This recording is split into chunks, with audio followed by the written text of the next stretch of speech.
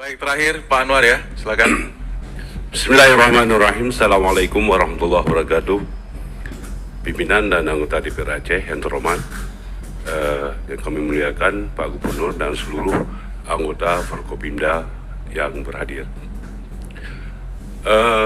Baru-baru ini saya menghadiri sebuah acara mewakili daripada Komisi 6 ke MAN Model MAN 1 Aceh. MAN 1 Aceh itu MAN yang paling terhebat di Aceh.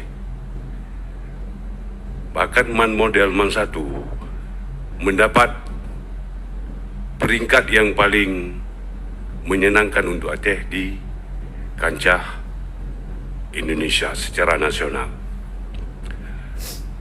MAN Model tidak pernah sama sekali Rp1.000 pun dibantu oleh pemerintah Aceh. Malaya tu Menteri Bayar taruh bank. Kendalanya adalah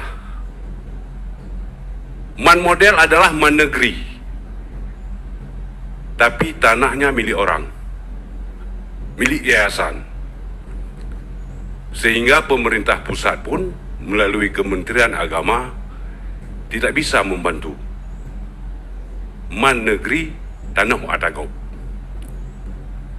Oleh karena itu, saya berharap kepada Gubernur dan pimpinan DPR Aceh,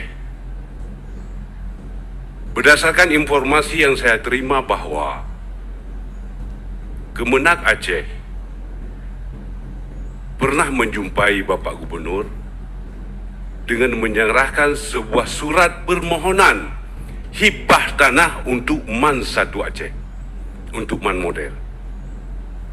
Persoalan dengan infrastruktur akan dibantu oleh Kementerian Agama. Oleh karena itu, dalam kesempatan ini, saya berharap kepada Bapak Gubernur dan pimpinan DPR Aceh agar sudi kiranya menghibahkan sepetak tanah untuk MAN 1 Banda Aceh. Itu saja harapan yang perlu saya sampaikan di dalam kesempatan ini. Terima kasih. Assalamualaikum warahmatullahi wabarakatuh. Assalamualaikum warahmatullahi wabarakatuh. Baik.